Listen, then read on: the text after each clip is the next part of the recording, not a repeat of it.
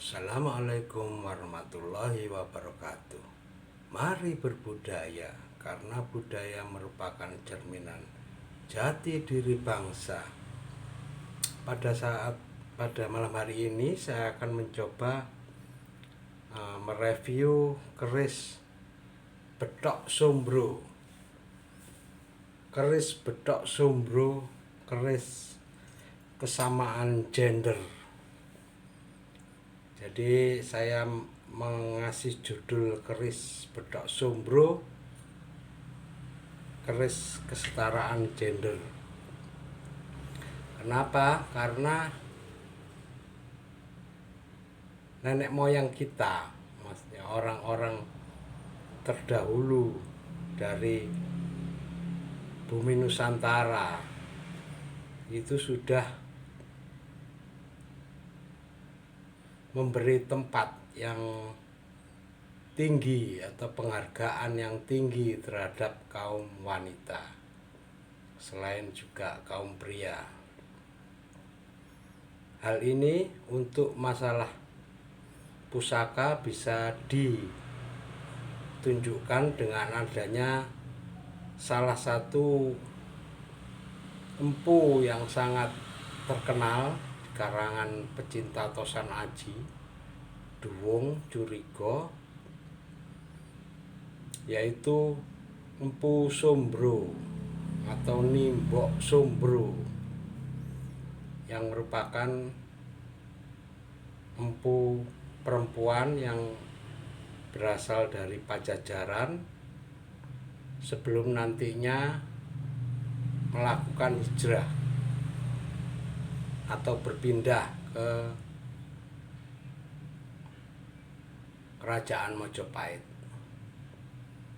Jadi selain empu-empu bergender laki-laki yang sudah terkenal seperti Empu Gandring, Empu Supomandragi, Empu Pitrang atau Empu Mageti, ternyata di Nusantara juga melahirkan empu perempuan yang terkenal dan tersohor. Jadi hal itu menjadi kelebihan dari bangsa kita, bangsa Indonesia, Nusantara, bahwa mulai dari nenek moyang kita itu sebenarnya sudah tidak membedakan gender antara laki-laki dan perempuan. Tentunya masing-masing dengan kodratnya, tidak menyalahi kodratnya. Bahkan di kalangan pahlawan-pahlawan kemerdekaan pun kita ketahui banyak juga pahlawan-pahlawan perempuan atau wanita seperti Cut Nyadin di Aceh, kemudian Nyi Ageng Serang ketika perang di Ponegoro, atau yang lebih tua lagi Ratu Kalinyamat, atau yang lebih ke arah pendidikan Raden Adeng Kartini, atau di daerah timur Indonesia seperti Martha Christina Tiahau. Itu contoh-contoh bahwa bangsa kita merupakan bangsa yang besar. Bahkan penghargaan terhadap kaum wanita pun sejak dulu sudah dilakukan. Kembali lagi ke keris Betok Sombro ini, kalau kita lihat rancang bangun, jadi keris ini lebih bukan untuk keris senjata atau untuk gagah-gagahan, istilahnya untuk menunjukkan prestis kebangsawanan atau kemampuan secara hartawi, tapi lebih ke keris sebagai piandel atau ageman. Jadi kalau kita lihat tampilan dari keris Betok Sombro ini cukup sederhana. Dia merupakan keris lurus, pendek, keris yang lurus, panjangnya tidak sampai sejengkal, jadi panjangnya pendek, kemudian cenderung melebar. Untuk posisi gandek atau gonjo cenderung biasanya dibuat menjadi satu. Jadi ini gondo, ini gandek, kemudian gonjonya menjadi satu. Bahkan kadang terlihat sangat samar, cuma ada ketegak lurusan dari horizontal sama vertikal pada sudut dari antara gandek dan gonjo. Dan ciri lainnya juga ditunjukkan di area peksi, di area pesi. Di area pesi ini biasanya ada bentuk lubang. Kebetulan untuk keris Betok Sombro ini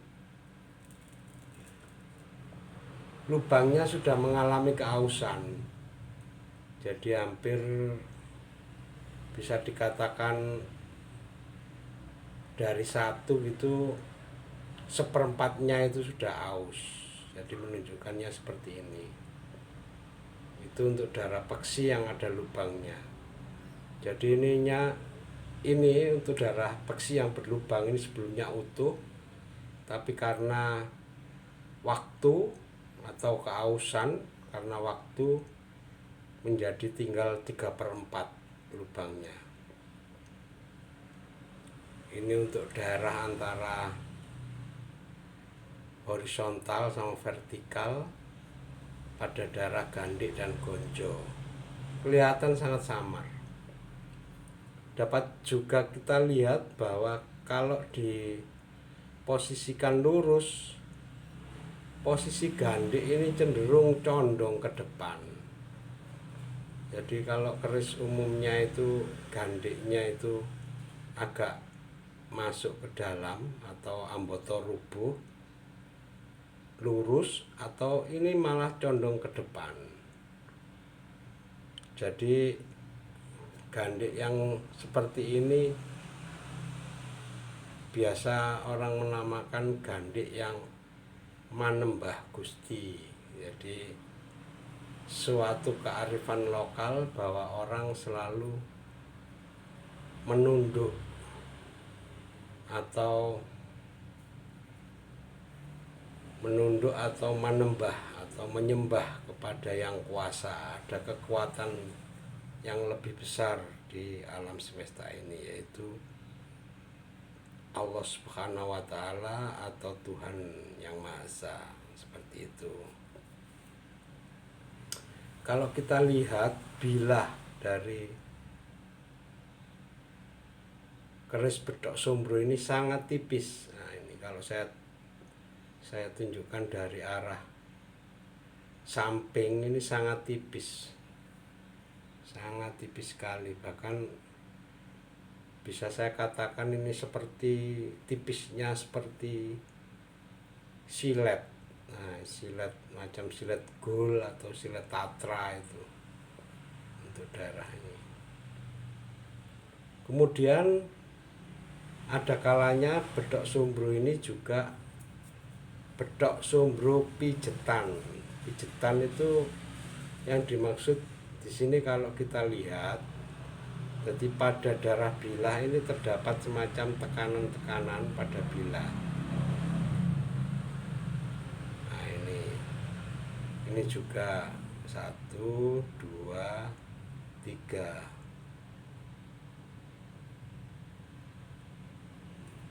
Apakah dalam proses pembuatan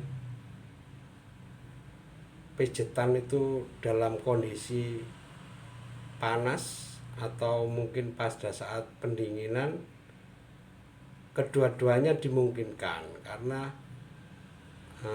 tidak bisa kita pungkiri bahwa orang-orang dahulu, bahkan orang-orang sekarang pun ketika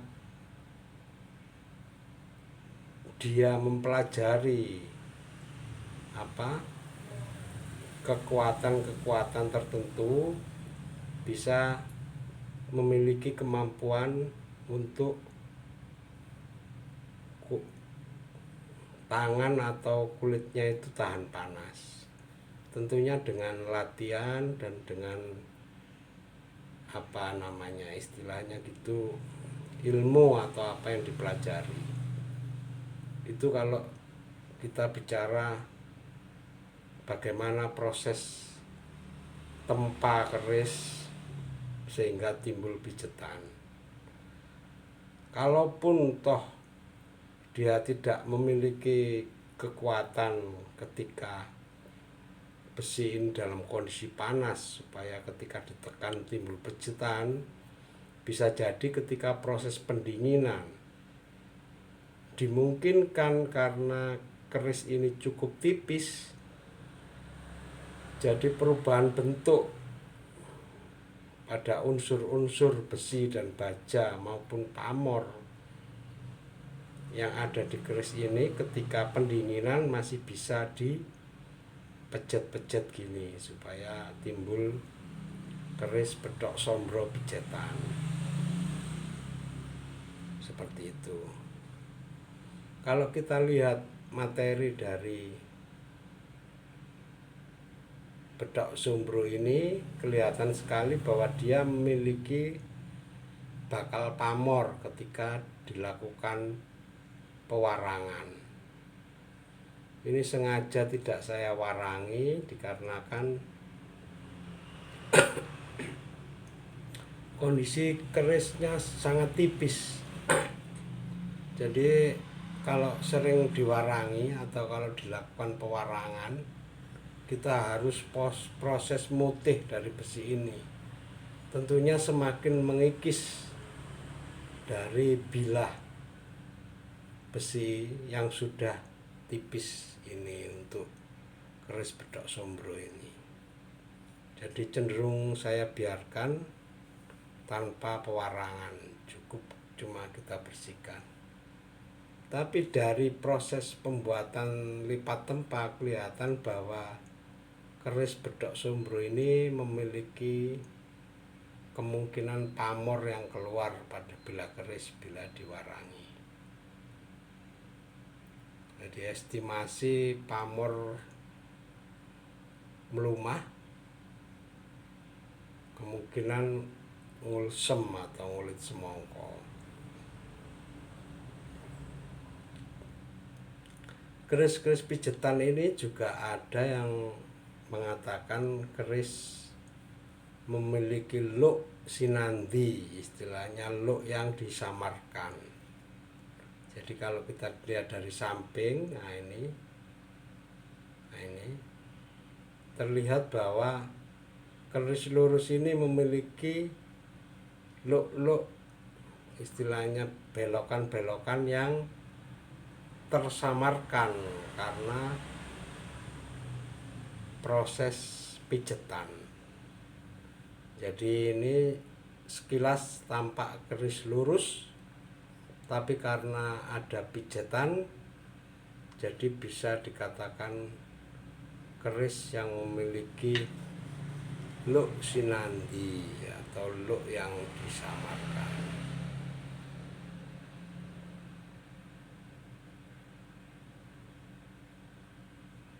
Mungkin itu dulu pembahasan saya mengenai keris Bedok Sombro, keris kesetaraan gender, saya katakan seperti itu. Mohon maaf jika ada kesalahan atau kata-kata yang kurang berkenan. Saya minta masukan atau komentar-komentar dari para rekan-rekan yang lebih mengetahui atau saran yang membangun untuk pembicaraan mengenai Tosan Aji, khususnya keris Bedok Sumbro. Mari berbudaya, karena budaya merupakan cerminan jati diri bangsa. Wassalamualaikum warahmatullahi wabarakatuh.